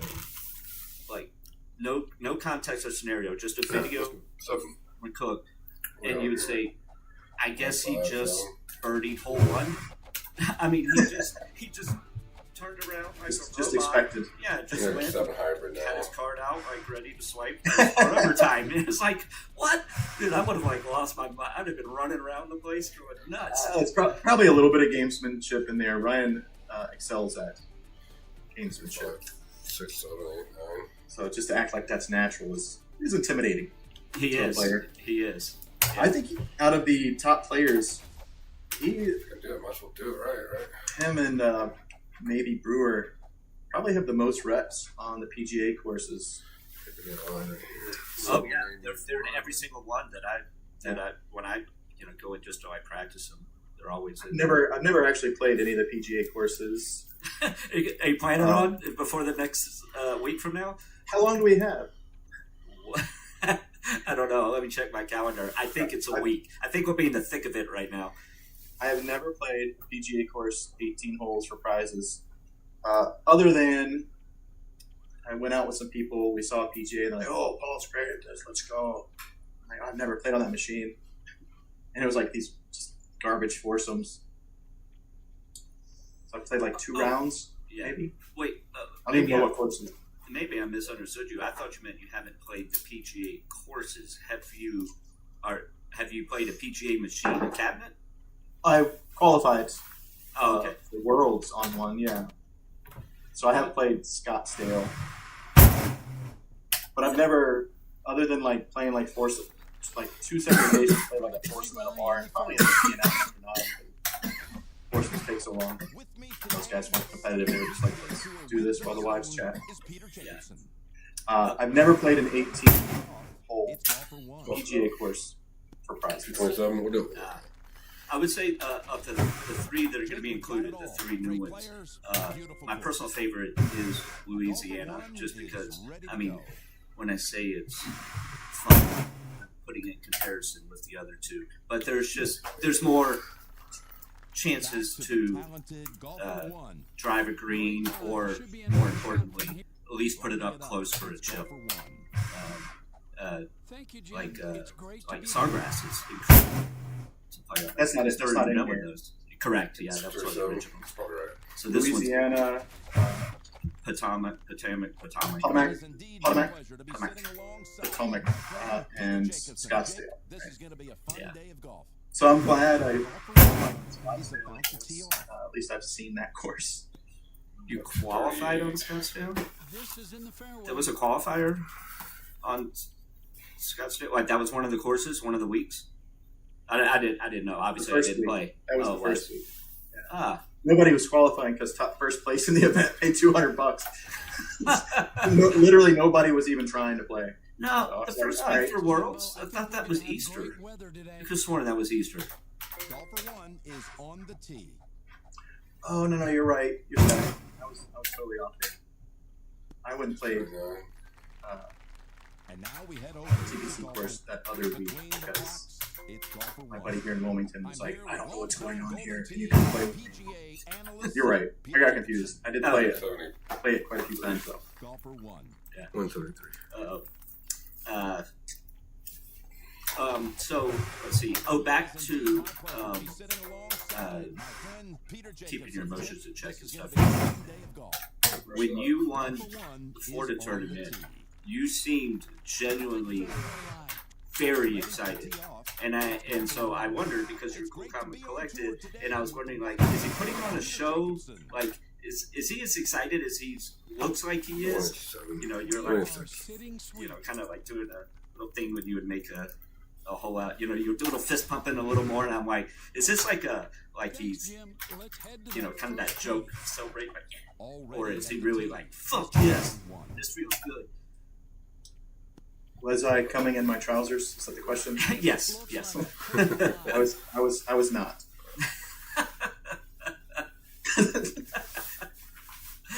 Yeah, I mean, like I said, I did like a little, I call it a victory tour on Facebook. Whenever I posted after the tournament, I was like, this is awesome. Thanks. You know, there's no tournament without everybody else showing up. It's sure, absolutely a big thank you to everybody that played.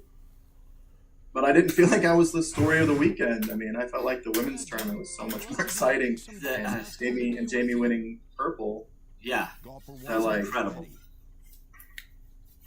I thought that was more emotionally engaging than my little win. I can edit this out. You can go ahead and say that she stole your thunder and it crushed you. Fuck no, I watched it. I enjoyed watching that shit. It was awesome. It was. It really was. Yeah. It was. Jamie turn around, sip the beer, get ready for the next shot. Yeah. When she nut that on, was it in the finals when on hole 13? Yeah, and she just nutted that 143. I was like, how has she hit it that hard? Like, you know, she was setting it up, and I was like, this is gonna be a disaster. And she just nutted it. I was like, all right, well, I'm an asshole now. And I didn't say it out loud. Oh man, oh, it's great. All right. Well, okay. I think it's time, because I've been chomping at the bit here. Is it the 10 for 10? It's 10 all for for 10. one. Yeah, it is. Sort of. Well, So before we do anything else, you didn't Of talk course. about Denver much. I tried to bring it up with the trophies. sure, yeah. And I don't want to do this without mentioning my We're favorite joined Denver today players, in the favorite tower Colorado by the players. PGA Please. Tour's one and only Peter Jacobson. We're going all the way back to 2011. That's the first time I ever got in an airplane in my life, was to fly to the Denver Open I 2011. remember you telling me that. Holy shit. And so, like, the faces from that game are like, they're special to me. We've had Golf Al, who in my head I always call Golf AI, because that lowercase L. Chef Nasty, Stretch, With you, Jim. you know, you guys Ready to tee off. mean a lot All to me. for one. You made the game enjoyable when I went out there, which is enough to encourage me to continue playing. Speak for all of them and say that is awesome of you to say, and it's vice versa. That last shot It's one of the great things about this game. I tell could be better. all my friends that, you know, when I start to play the game, I go, but there's so many cool people in this community, you know, that, you know, never would have met if it wasn't for this game. The field runs deep Is lining when it Yeah, comes to cool folks in the community, for He sure. won. yeah. Thank you very much, man. It's awesome. And the feeling is mutual. Let's see. Okay, so this next segment is called the Quick Shot Turbo Seat, and what it Not good is, things like this. I don't even play with it. I don't think you know where this is going, my friend. So Get a sip of Red Bull. Fairway, free and what I'm going to clear. do is I'm going to read off a list of 10 names, and you say the first word that comes to mind after that. Now, that could be an adjective, a noun. It could be like 2 words, just not like a sentence or a phrase. It can be descriptive. It can be complimentary. It can be funny. It can be anything. Like, for example, I get one word, one up word. to 2 words. Correct. Yeah. Yeah. Like it's a kind of almost. Yeah. Yeah. You'll get. I'm going to give you an example. Like if someone were to say to me, Mike Tyson, I might say ferocious. Face tat. Face tats. I'm already. There you go. Face tat. I might say ear snacker. Or you know, it might be like intense. You know, so it could be anything along those lines. But so, Paul Taylor, are you ready to Winner. play? Oh, Are you right, I ready? thought that was the first one. Are you ready for the quick shot turbo seat? Here we go. Sure, I get ready to go. You didn't even tell me this was a thing. No, I didn't. All right, here we go. Andy Haas. I told you I was going to be bad at this. No, take your time. Get to it fast. Can we start over? Okay. Oh, I also forgot to say, no common nicknames. Like if I were to say Mark Malkovich, I never can say his last name. And I say you Mouth. don't say mouth. Yeah. Okay, here we go. We're gonna start this again. All right, Andy Haas. Pass. It's going to be a great day of golf. All right. Lining it up. Insurance. All for one. There you go. Ryan Insurance. McCook. He's a king. He's going to own it at Worlds. Sorry. No, you can. You can follow up with a comment after it. Yeah, for sure. All right, Ryan Now McCook. that will work. He's a king. He's No, going to own it no at Worlds. repeats. I thought we already did it. What's going Oh, on here? sorry. Yes, you're right. Oh, see, I'm already. Yeah. Okay. I thought you were doing a retake. Okay. Put that in the sloppy seconds. Bad host. Edit. Golf for one. Ready to B-roll. hit. Okay. Third name. David Key. Baller. Now that's the kind of lie you want. Do I have to follow it up? No. My broadcast Steve Savell. partner in the booth today Oh, man, is Peter Jacobson. I almost used the K word again. Already at the He's a tee magician. is golfer one. I don't know how he does it. And again, to harken back to Florida, 5 tournaments. He ran 5 tournaments that weekend, 183, 186 players. It was insane. Went off without a hitch. He is a magician. Magician. Perfect. Paul Luna. We're joined today by the PGA's one and only Peter Jacobson. Can we do with other names? We have to pick them from the top of the list. All right. One word for Paul Luna. I'm going to remind you, it could be. Let's do this. No, I mean, that works. That was I don't know if you were there. His come out tournament when he was blackout drunk, but that's the only phrase he said for half a day. Let's do this. Let's do this. Okay, that's it. That's the word. There's no right or wrong answers here. Jake, And this list of names I just randomly pull out. There was no rhyme or reason. Stephen Puff Kramer. No complaints here. My gut reactions Nice live. are really bad. I'm going to say this, and maybe Steven will find it funny. Vomit. All right. golfer one. Sorry, I'm sorry. Fantastic. He's an odds maker. He's a bookmaker. He's brilliant. Nice person. Continuing on. It's Vomit. golfer one. Chris Brewer. Oh man. I'm gonna So enjoy the Brewer, journey with you today. I can't answer in sentences. Ready to tee Sorry. it off here. No, do this one word. come up with the word and then. Brewer's new to the game, but he's an old school dude. I don't think you just Golfer listen to me. one to strike Sorry, what did you say? I said come up with the word and then you can use sentences after. Old school is the word. Old school. He's new to the game, but he's an old school character, and I adore him. Golfer I like spending time with is him. on the Yeah, tee. me too. You're not going to see this one coming. Michael Jackson, Gotta be happy as in with this shame on one. it. Let's turn to the of golfer one. Loved? I don't know. I'm Ah, always glad to oh, hear wait. it, Jim. All right, two more. Mark Gomez. Golfer one. When did you say this video is coming out? This interview? Couple days or tomorrow. Prior to Worlds? The one and only Peter Jacobson. 4-6. Ready to tee off. 4 to It's 6. golfer All right. one. And the last one, David Duncan. With me today, Remember how we started with the Ice Road Trucker? wins of his own is Peter We're Jacobson. combined Icebreaker and an Inroad. We decided to do Ice Road Trucker. Lining up. Ice Road Trucker. Fair I think he enough. got his CDL and he's driving trucks now. Oh, I I did think not that's- know that. I think that's his gig. So I'm gonna do a callback to the beginning of the video if that part makes the cut. Cool, right on. All right, hey man, you made it through the quick shot turbo seat. One is Barely. A lot of editing for that part. I'm not a quick thinker. No, you did awesome. I mean, come on, I just put you on the spot. See, future guests are going to know this is coming. Now, they're not going to know the names that I'm going to give them, but at least they can, practice in front of the mirror, I guess. golfer one is on the tee. So, how excited are you for Worlds? I'm really excited. I'm excited to go back to Vegas. I've decided to take on a new table game in the casino I've never played before. War. I'm gonna play War. some Baccarat. Here with PGA Tour great Oh, Baccarat's at 50-50 also, so golfer basically one war. is Let's on listen the to the tee. rules. Are you going to play the tiles or the cards? Baccarat? Work right down the middle. Is there a tile version? No, I sorry. guess it's the same game either way. I misspoke. I was thinking iCow. Peter What do you think? Jacobson. Yeah. Yeah. never mind. Golfer one Okay. between the Are you going to Baccarat. play It's exciting.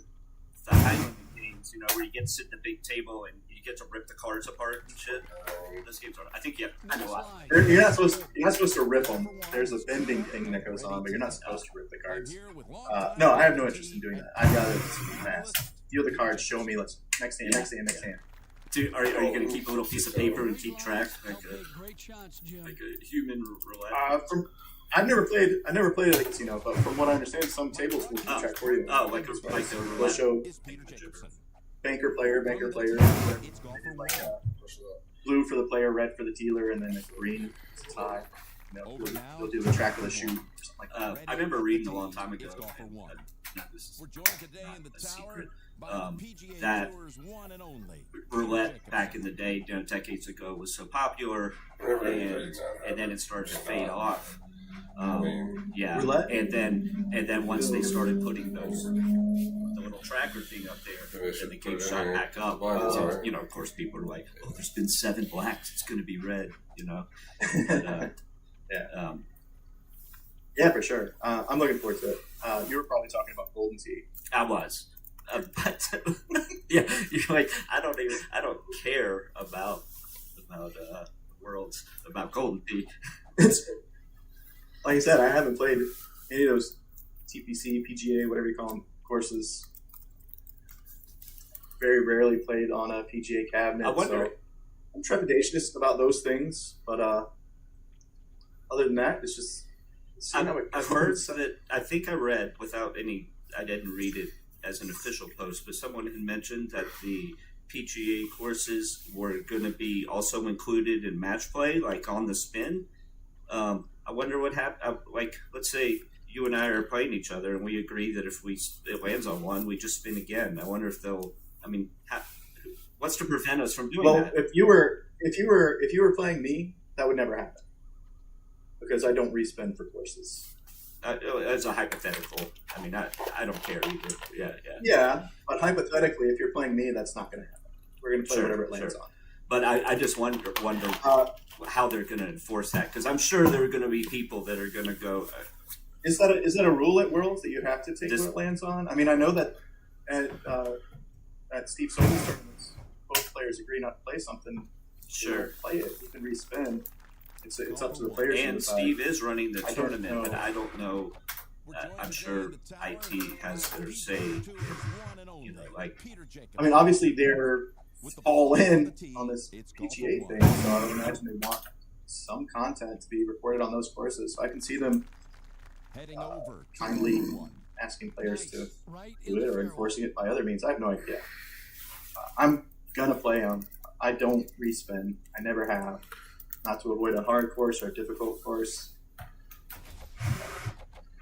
Yeah, it's a little bit like choose your own luck, pick your own goals, and talking somebody into a bet. No, like I said, where I get superstitious is things like that. I just want to. It happens. Yeah. Whatever. Yeah, I've never asked that I can remember. Well, certainly not at Power Bet. Said, do you not want to play this course? Let's play another one. It's just, it's whatever it is. If we in Florida, I ended up playing Dort against Oz, in finals, and it's just like he asked me to respin. I said, I don't do that. Sorry. What course did he want to play? Do you think? Like, why did he not want to play?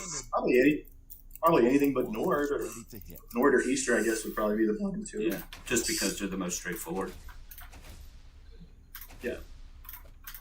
The easiest. You basically have to hold out to change the outcome of the match. Do you like Eagles? I love that course, by the way. It's so fun. I've basically not played any other course since it came out. I have always liked the tougher courses, other than Southern and Shady. I don't know. They were tough, but not enjoyable. The only thing about Eagles that bugs me is that the putting sometimes. Like, I feel like I get turbo putts where I should, and they're not predictable. Like, sometimes you're fairly predictable. Well, for someone like you, because you remember everything in the points of the game. No, you just know which. It's only a small set of holes. Where it's going to happen. Correct. Yes, I do know which holes that will never turbo putt, but the ones that do, I feel like that there are some where it will turbo putt. Sometimes in the next round it won't.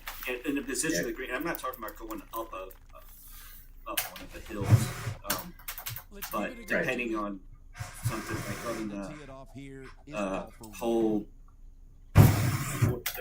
14,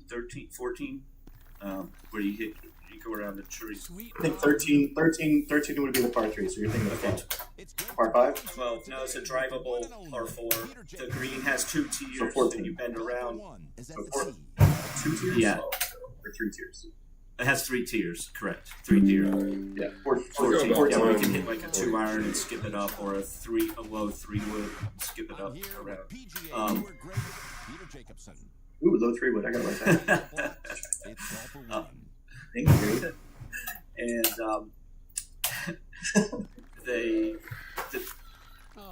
sometimes, like when the pin's on the middle tier or 10, the upper tier, 6, and my ball is on the same tier. Like, I'm not going up the plateau,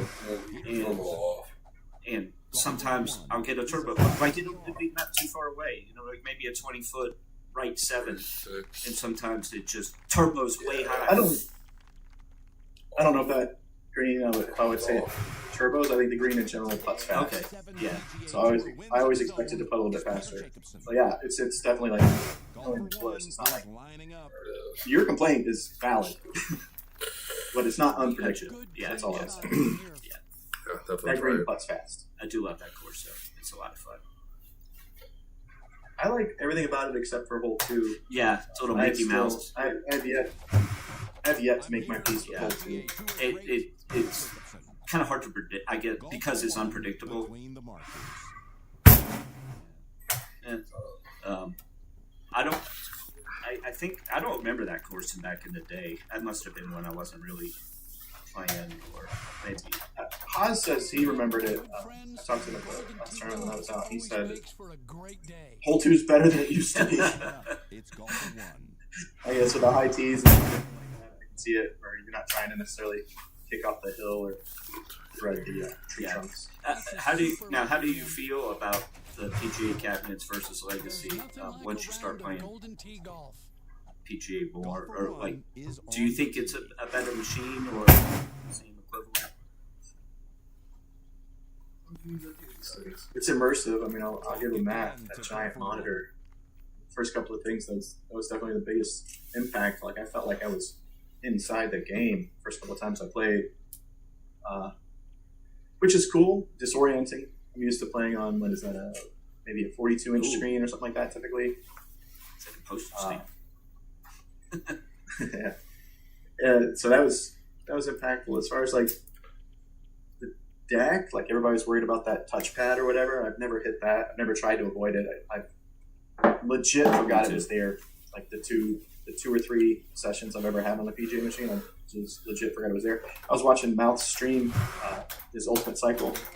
No, I watch a lot of streams, but I've never. That crazy son of a bitch played every course in Golden Tee in one session.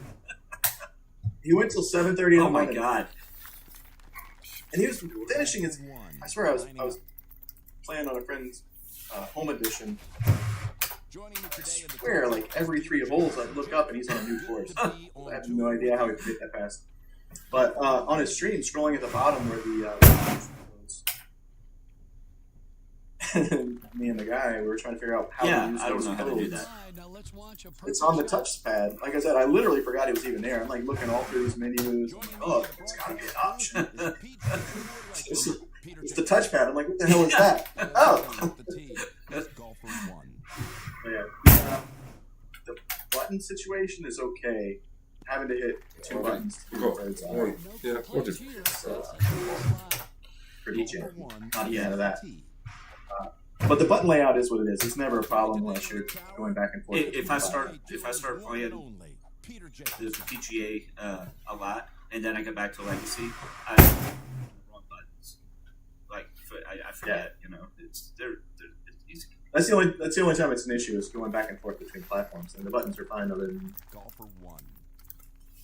that thing with the 2 buttons to do the bird's eye. I like the way that. Which, I mean, that was a workaround. They didn't have a bird's eye originally, right? And they were like, oh, we'll code that here. Which spoiled you. I like the way the ball rolls on it, and I know it's the exact same trackball in the same housing.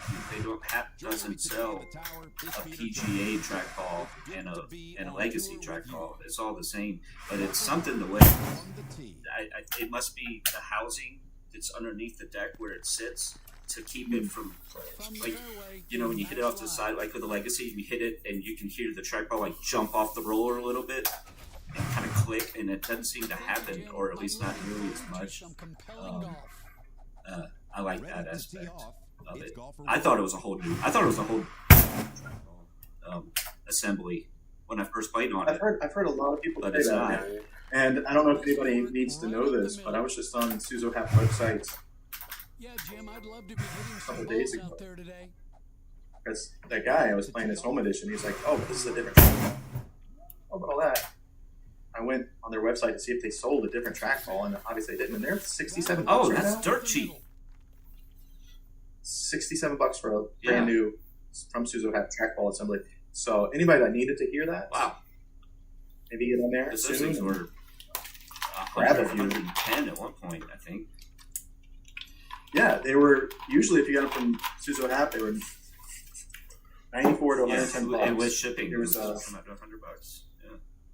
I would always get them from like Twisted Quarter on eBay or something like that. Get them for under 70. I guess he was buying them wholesale or something. I don't even know. But yeah, $67. I was 150 yards. Yeah, surprised. Yeah. That was Now, do you have a home machine? Thanks, Jim. No. If you had one, like let's say someone gave you one, would you play it? Teeing it up. Okay, let me rephrase that. If there were no contests that you could play on it, if it was just play for fun, but with all the same equipment, with swiping in and everything, would you play on it?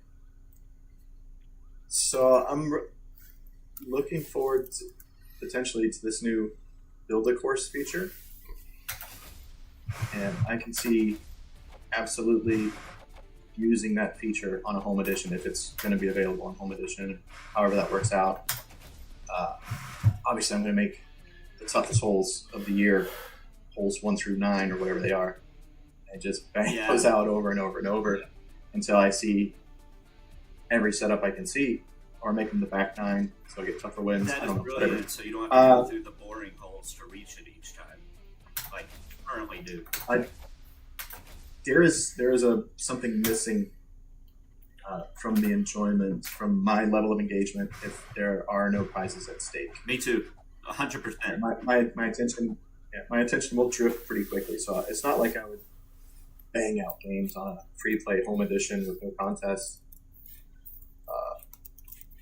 I'm the exact same way. I'm a competitor by nature. It's what drives me. I'm not one of those. I will compete and do whatever it takes to win. I just like the thrill of competition. Right.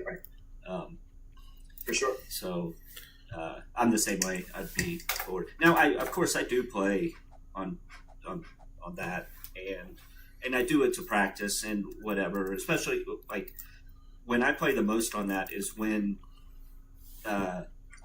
for a couple weeks before Power Events is coming up, and so just to get my playing and repetition. But like while I'm playing, I'm like mentally picturing myself in a match play at the tournament. That's what you should do. You know, and just kind of put myself there. That's the best thing. That's the best thing you can do. The best thing you can do is play at a smaller local tournament. That's an option, or gamble with somebody at your level, which is match play like. It's not the same.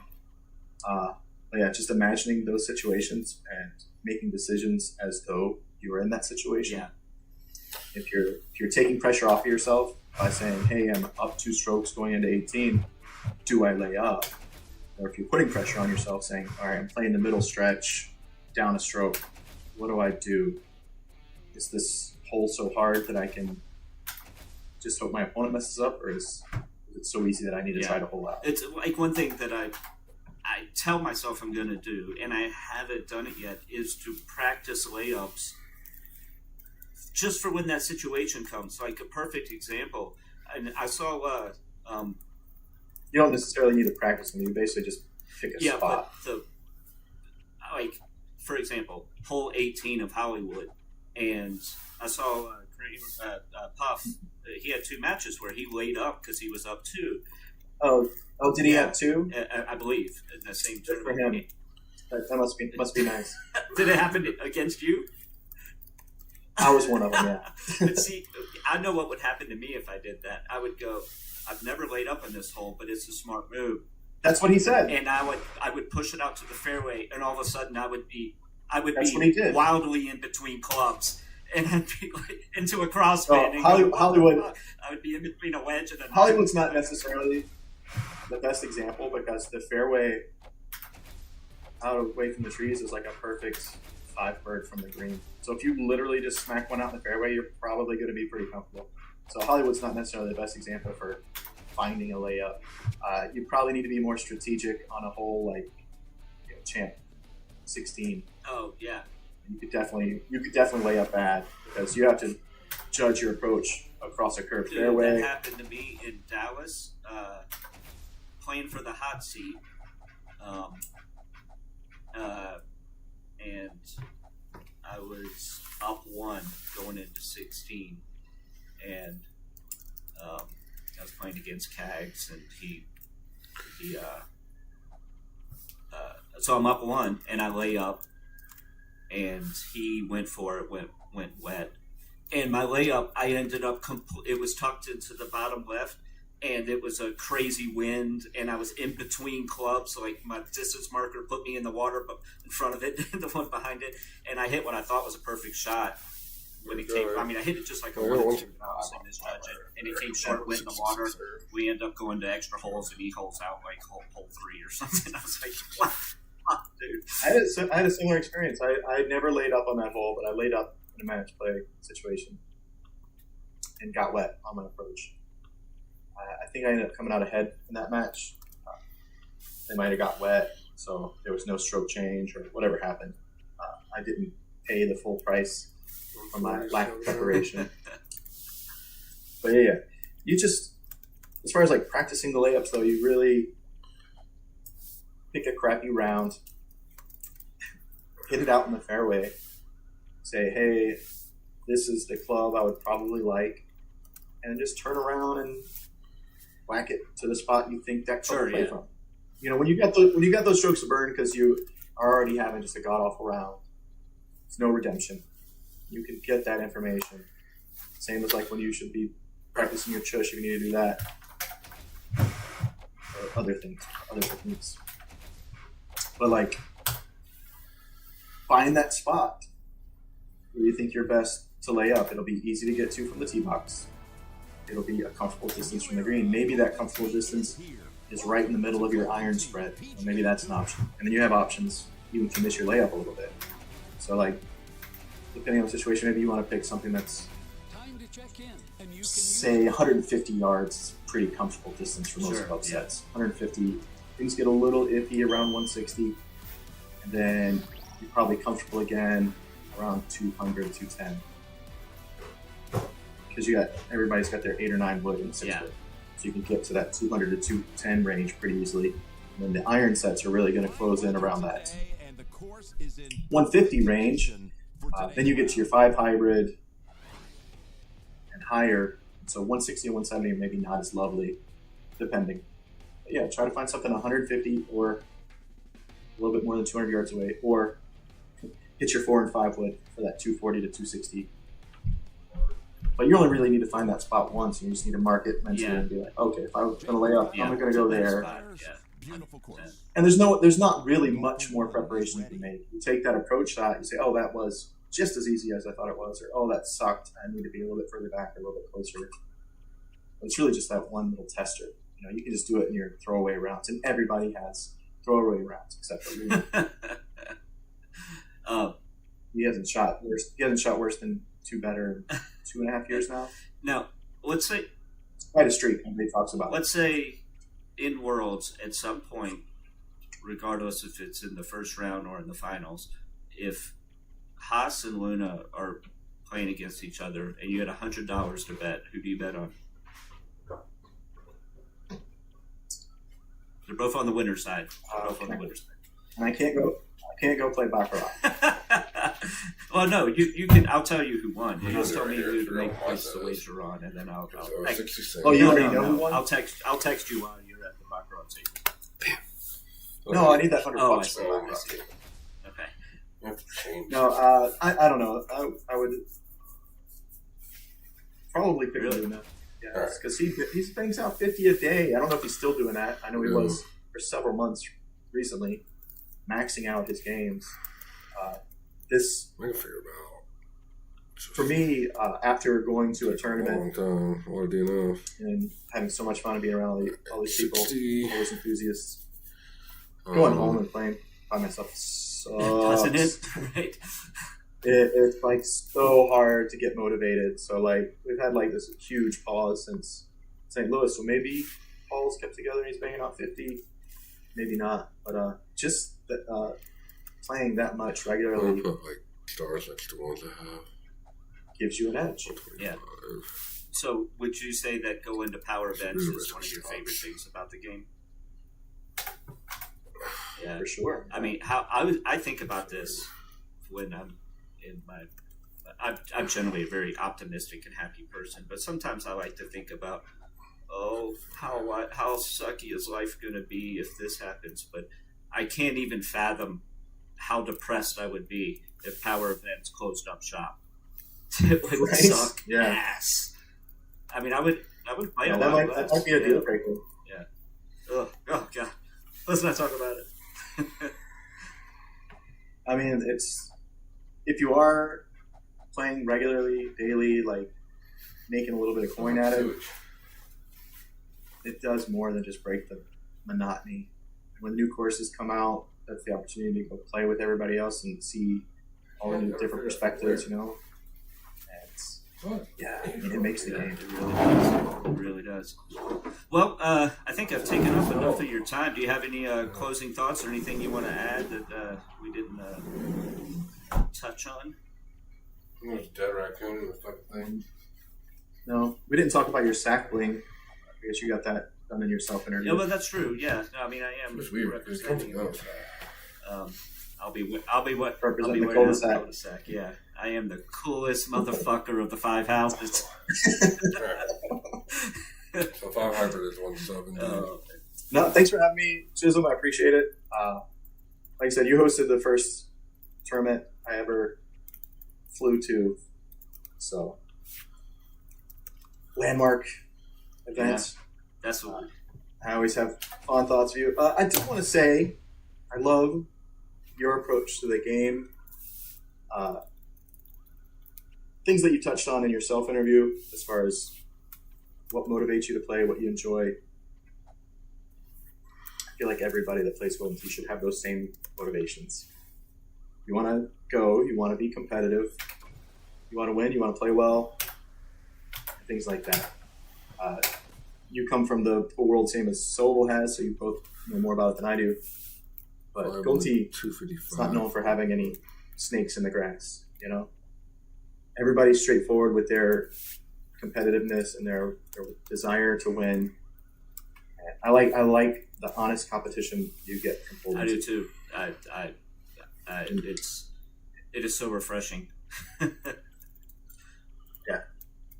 So yeah, I like the way that you laid that out. Well, a lot of clothes I don't have. Definitely I just echoes tested my own them. emotions as far as like good, honest competition. Thanks, man. All right, everyone. Well, thanks for tuning in. And our next guest next week, it is confirmed. We're going old school, and there are a lot of players out there that probably know the name and don't realize how good this guy really is. I mean, everyone knows he's good, but he's a former world champion, and that is Jeff Harlow, be our next guest. Jeff. So, Your lineup rocks. that sounded like kind of bragging, but I love it. No, humble brag. No, it's not even humble. That's awesome. Cool. All right, everyone. See you next time. Okay, now it's... There you go, buddy.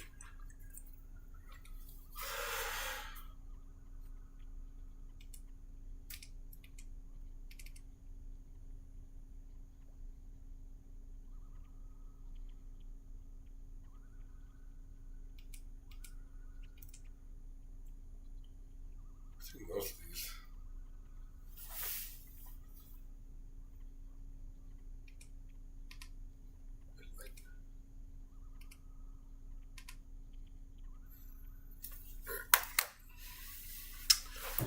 Okay, I'm gonna stop recording.